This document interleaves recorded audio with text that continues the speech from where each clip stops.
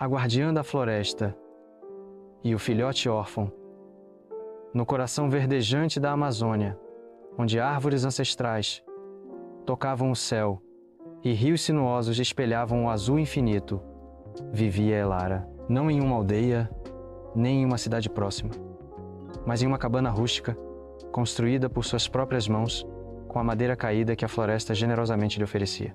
Elara era conhecida pelos poucos ribeirinhos e cientistas que se aventuravam por aquelas paragens como a guardiã silenciosa. Seus cabelos, outrora negros como a noite sem lua, agora ostentavam fios prateados que brilhavam sob o sol filtrado pelas copas. Seus olhos, de um castanho profundo, continham a sabedoria de quem aprendeu a ler os segredos da mata, não em livros, mas no farfalhar das folhas, no canto dos pássaros e no rasto dos animais. Sua vida era um ciclo em harmonia com a natureza.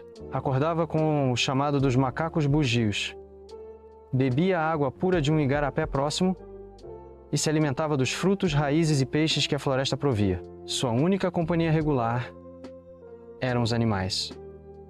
As araras coloridas que vinham bicar frutas em sua janela, as capivaras tranquilas que pastavam na margem do rio e até mesmo o olhar fugaz de uma onça solitária cruzando seu caminho em raras ocasiões. Elara não sentia solidão. Sentia-se parte de algo maior, um elo vital na intrincada teia da vida. Perdera os pais cedo,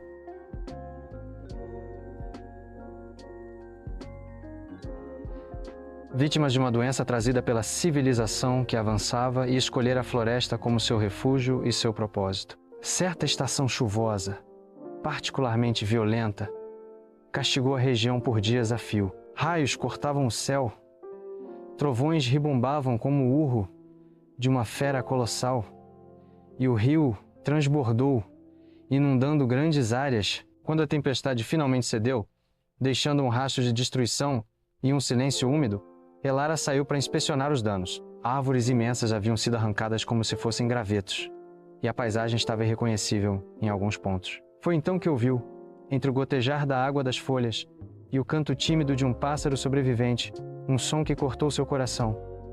Um choro baixo, quase um gemido, repleto de medo e desamparo. Seguindo o som com a cautela de uma predadora, Elara afastou um emaranhado de cipós e galhos quebrados. Ali, encolhido, sob a raiz exposta de uma sumalmeira tombada, estava um filhote de onça-pintada.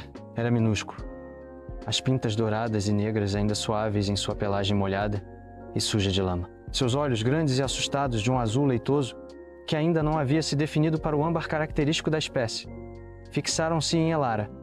Não havia sinal da mãe. Provavelmente, a tempestade os separara. Ou pior, o filhote tremia, não apenas de frio, mas de pavor.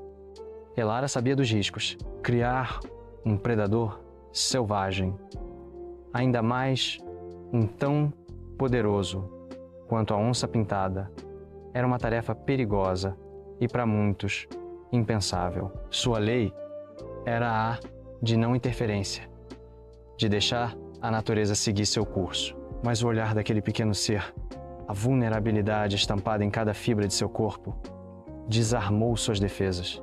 Ali não estava um futuro predador alfa, mas uma vida frágil implorando por ajuda. Com a delicadeza de quem manuseia a mais rara orquídea, Elara envolveu o filhote em um pedaço de tecido grosso que carregava. Ele resistiu por um instante, um rosnado fraco escapando de sua pequena garganta, mas o calor do corpo de Elara e a firmeza gentil de suas mãos pareceram acalmá-lo. Ela o levou para sua cabana. Os primeiros dias foram desafiadores. O filhote, que ela batizou de Rajado, recusava-se a comer. Elara tentou com leite de castanha, com pedacinhos de peixe amassado, mas ele apenas virava a cabeça, choramingando pela mãe. Elara passava horas ao seu lado, falando com ele em voz baixa e suave, a mesma voz com que falava com as plantas de seu pequeno jardim medicinal. Limpava-o com panos úmidos e mornos, mantinha-o aquecido perto da pequena fogueira que acendia à noite. Finalmente, exausto e faminto, Rajado começou a lamber timidamente o leite de castanha que Elara oferecia em seus dedos. Foi uma pequena vitória, o início de uma rotina improvável. Elara adaptou seus dias para cuidar do filhote. Suas expedições pela mata tornaram-se mais curtas, sempre com um olho e um ouvido atentos ao pequeno ser que a esperava na cabana. À medida que Rajado crescia, a cabana de Elara tornava-se seu playground.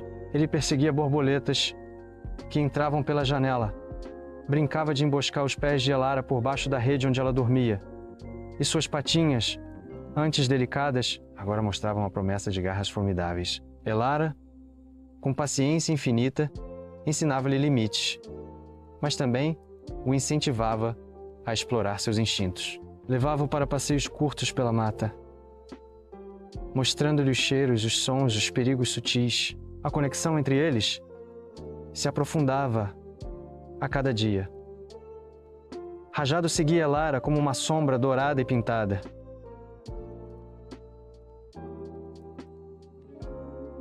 Elara lia para ele os poemas que escrevia em folhas de palmeira, contava-lhe histórias dos espíritos da floresta, e ele parecia ouvir, os olhos de âmbar líquido fixos nela, ronronando um som grave que vibrava em seu peito. A guardiã silenciosa já não era tão silenciosa assim.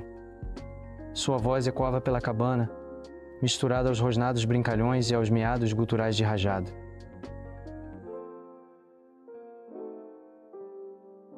Seus instintos de caça estavam aflorados. Elara sabia que o momento da separação se aproximava. Seria o ato mais difícil e mais importante de sua guarda. Ele pertencia à floresta, não à sua cabana. Em uma manhã de sol radiante, ela o levou para uma parte mais densa e remota da floresta, uma área rica em caça e longe da presença humana. Ajoelhou-se e olhou nos olhos de Rajado, agora de um âmbar penetrante. "Você é livre, meu amigo!" disse ela, a voz embargada pela emoção que tentava conter. "Esta é sua casa. Casse, viva. Seja o rei que você nasceu para ser." Rajado esfregou a cabeça em seu ombro, um último gesto de carinho. Depois, olhou para a imensidão verde à sua frente, soltou um esturro baixo e, com a graça de um espectro, desapareceu entre as árvores.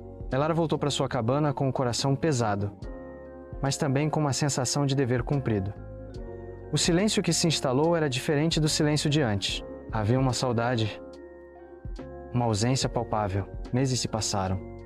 Elara continuava sua rotina, mas seus olhos sempre buscavam um vislumbre dourado e negro entre as árvores. Certa noite, enquanto dormia, foi despertada por um som familiar do lado de fora.